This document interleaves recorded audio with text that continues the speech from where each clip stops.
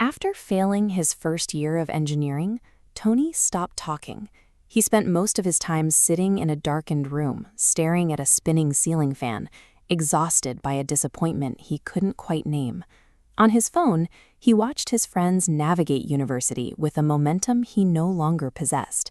They posted about campus life and new projects, while Tony stayed trapped in the quiet of his apartment. His father, Cooper, viewed the situation through a single lens.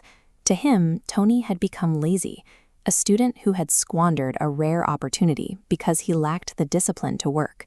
Tony never defended himself because on some level he believed he deserved it. But failure alone rarely causes this level of paralysis.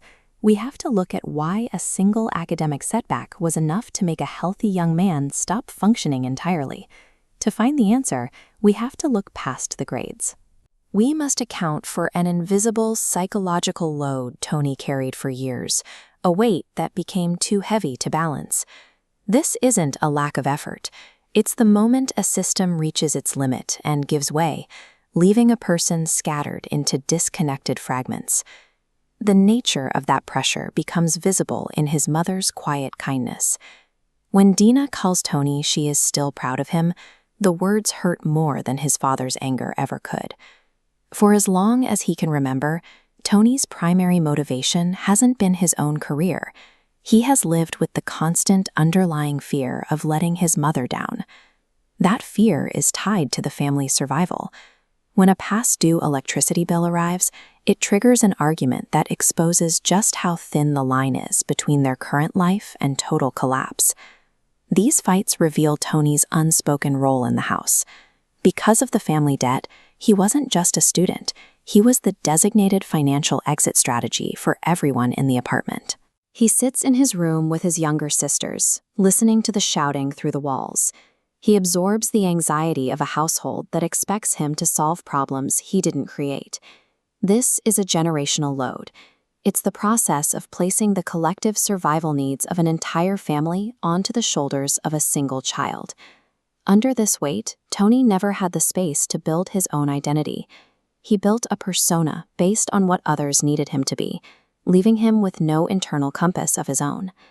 When the noise in the apartment becomes unbearable, Tony walks into the city late at night, searching for a moment of quiet. He watches the world continue to move at high speed, cars passing, people laughing, while he feels entirely stuck. On a small sidewalk near a football field, a stray ball rolls towards his feet, interrupting his thoughts. He stands up and kicks it back with a precision that surprises him. For a second, the simple physical act connects him to a version of himself that wasn't defined by pressure. In that moment, the engineering curriculum starts to look different. He realizes that the difficulty of the math or the physics wasn't what caused him to sink.